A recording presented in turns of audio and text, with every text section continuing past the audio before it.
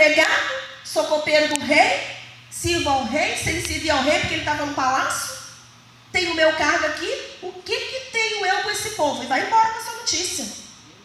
Mas ele se doeu, porque ali era uma história da linhagem dele, da família dele. Alguém ali, se ali precisava se alimentar de algo que foi da geração de Neemias, que foi oferecido para aquela geração. E às vezes nós perdemos a oportunidade de construir algo para o futuro dos nossos filhos, da nossa geração, porque a gente quer trocar o que Deus quer fazer pelas nossas próprias convicções. Por achar que a gente está com a razão. A gente não está com a razão, não. Sinto muito te dizer isso. Me perdoe, mas nós não estamos com a razão. Quem tem a razão e quem deve governar as nossas emoções é o Espírito Santo. Amém. Peça discernimento a Ele. Peça sabedoria a Ele. Peça para Ele te revelar. Porque às vezes vem uma dúvida, uma confusão. Eu costumo dizer, Senhor, se as coisas estão assim, ainda nada, a gente fica no ar. Isso é confusão, é confuso. Eu falo para o cristiano, eu não gosto de contar, né, com o ovo que ainda a galinha ainda vai botar. Eu gosto de ver as coisas. Não é assim, é por esse caminho, é isso. Então agora eu vou. Foi o que Neemias fez. No começo ele falou assim, primeiro eu vou orar, depois eu vou me apresentar diante do rei. O rei vai ver a minha aflição e aí eu vou ter a oportunidade de contar para ele o que eu preciso. E quando as coisas são de Deus para serem reajustadas, tudo vai cooperando. O rei prontamente falou, o que você precisa? Vai, eu te libero. Toma isso, toma cartas, toma o recurso. E Neemias saiu dali munido para fazer o trabalho que ele precisava fazer. Ele não saiu dali desorganizado, cego, perdido, sem saber nem por onde começar a fazer a obra que ele precisava fazer. Mas ele saiu com orientação. E é isso como família que a gente precisa fazer. Quando os ataques vêm sobre a nossa casa, sobre os nossos, nós não temos que sair desorientados, correndo de um lado para o outro, pedindo orientação, pedindo conselho, compartilhando o nosso problema com quem nem é da nossa fé, irmãos. Vai orar, vai entregar para Deus, protege a sua casa, protege a sua família, blinda os seus, blinda o seu espaço. Aleluia. Guarda a sua casa. Muitas vezes, quando passamos por momentos de aflição dentro da nossa casa, da nossa família, nós reclamamos, contamos para um, contamos para outro e oramos por último. Quando o problema acontece, o lugar de oração precisa ser o primeiro a ser visitado, pois lá é que Deus dará as coordenadas de como e por onde iremos começar a agir. Amém? Amém. Não fica falando mal da sua família. Não fica falando dos segredos da sua casa para qualquer pessoa. Entrega para Deus. Olha assim, você está vendo aqui, né? Essa pessoa aqui, Jesus, é essa pessoa aqui que o senhor tem que conversar. É com ele que você tem que tratar. Não fique espalhando o que acontece dentro da sua casa, não. Não fique espalhando o que acontece dentro do seu núcleo familiar. Protege a sua família. Aleluia. Guarda a sua família. Porque tudo, a palavra fala, e a gente está cansado de saber disso, que o inimigo, ele fica o quê? Se andando ali, doido para entrar na nossa vida. Quando Sambalate, Tobias e Gesem começam a atacar, eles ficaram com raiva, porque ficaram sabendo que Neemias estava com planos para reconstruir a cidade destruída. Quer dizer, eles ficaram o quê? Eles ficaram o quê? Sabendo. Se eles ficaram sabendo, é porque alguém o quê? Porque alguém contou. E quando alguém conta, isso dá legalidade para que o inimigo comece a querer trabalhar naquilo que ele já está sabendo que está acontecendo. E o interessante é que quando Neemias chegou a Jerusalém, ele fala assim, ele não contou nada a ninguém a respeito dos planos que Deus tinha colocado no coração dele. Quando o rei falou assim, eu te libero, você pega aí o que você vai precisar, pega esses homens aí para te ajudar e vai.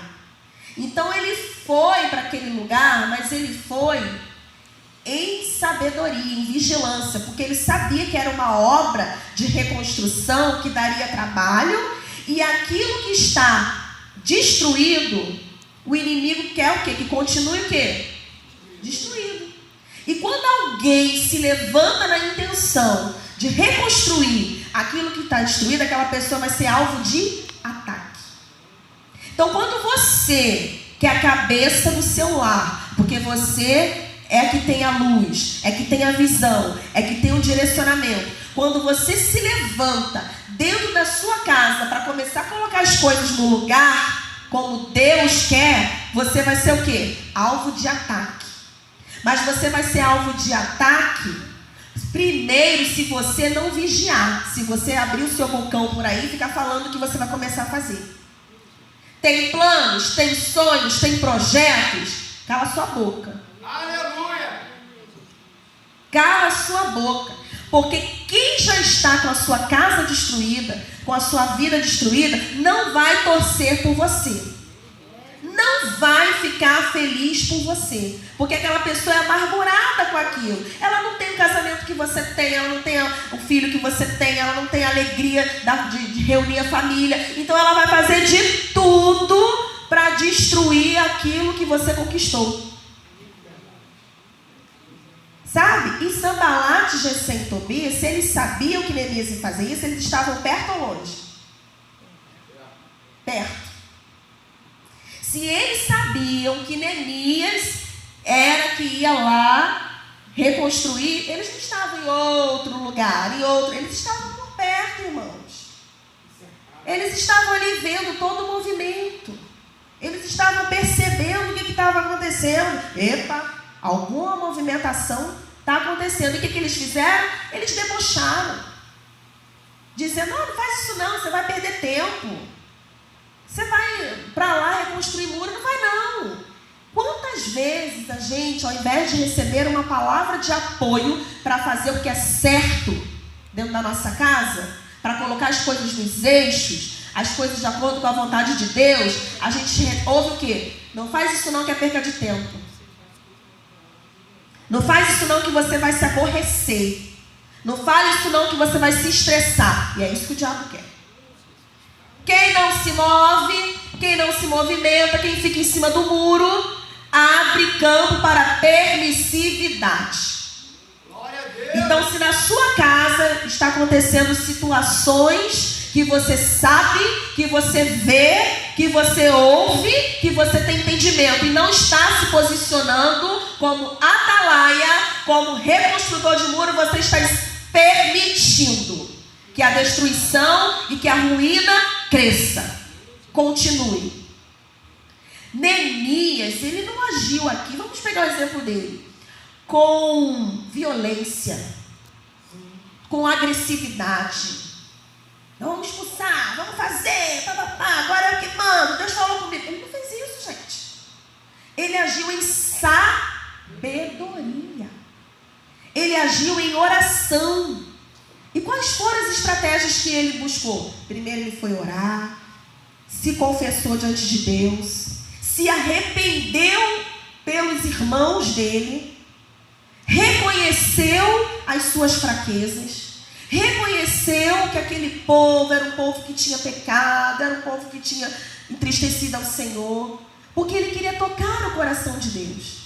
Muitas vezes a gente não consegue o favor de Deus para a nossa casa, porque a gente se coloca melhor do que aquele membro que está com problema. Muitas vezes a gente se coloca como o acusador dentro do nosso lar, como o apontador de falhas. O que vai acontecer? Aquela pessoa que está difícil vai se tornar mais difícil. Não foi isso que Neemias fez.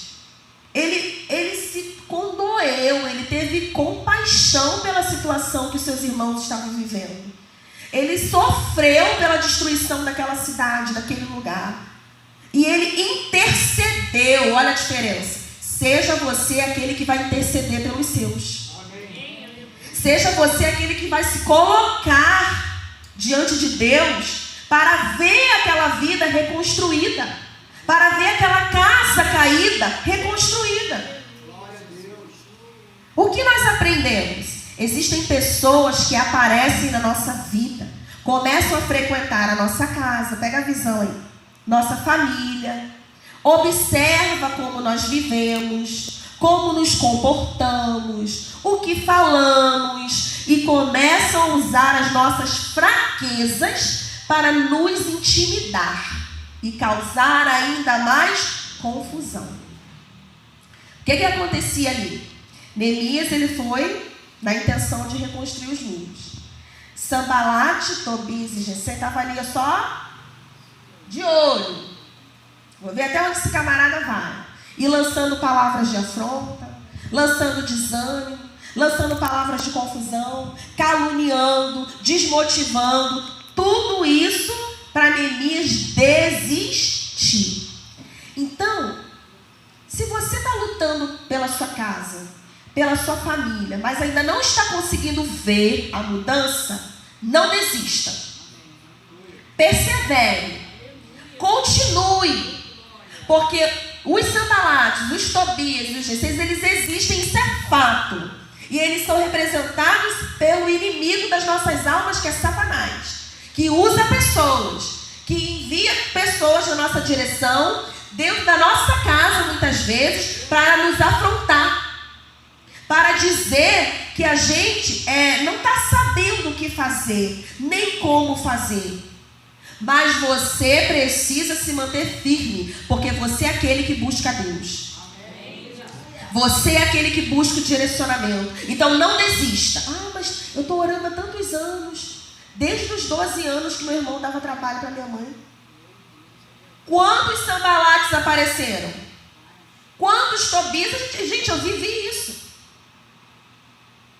Da gente mesmo chegar e falar assim, já acabamos todas as nossas estratégias, já não temos mais força, vamos seguir. E quando a gente lançou aos pés do Senhor, falou assim, Senhor, aquilo que eu não posso fazer, o Senhor pode. Deus começou a trabalhar.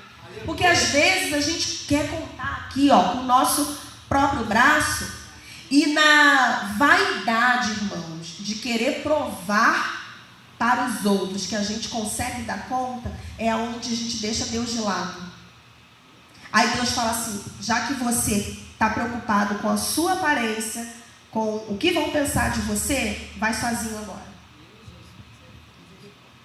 Mas é verdade, se Neemias fosse dar ouvido, se preocupar com o que estavam pensando nele, ele não teria feito a obra maravilhosa que ele fez. Vocês estão entendendo? Tá confuso? Dá para acabar. Então não compartilhe a sua intimidade com quem não tem aliança com Deus. Cuidado. Proteja a sua casa. Blinde a sua casa. No capítulo 4, Sanbalate ficou furioso quando viu que já estava conseguindo reconstruir o muro. Ele tentou, passava ali os homens trabalhando, né? Vamos conjecturar. Ele ficava jogando piadinha, ficava falando gracinha, mas eles ali no foco, contando com o Senhor. Não desistiram. Quando ele viu que realmente os muros já estavam erguidos, já se levantando, aí que ele falou assim, agora eu vou ter que partir para cima, agora o ataque vai ser físico. Agora eu vou ter que atacar a vida deles, porque se eu atacar o corpo físico deles, eles não vão ter mais forças para continuar fazendo o que eles começaram. Só que um detalhe me chamou a atenção, né? Que tem uma passagem que fala que com uma mão eles faziam o trabalho do muro e com a outra a espada. O que o Senhor falou no meu coração a respeito disso? Falei, Senhor, o que isso quer dizer para a nossa família, para a nossa casa? Você vai continuar dentro do seu lar amando, cuidando, provendo, conversando, ensinando, exortando, mas do outro lado vai continuar fazendo o quê? orando, jejuando, entregando na mão de Deus, vindo para a igreja, trazendo para a igreja. Essa é a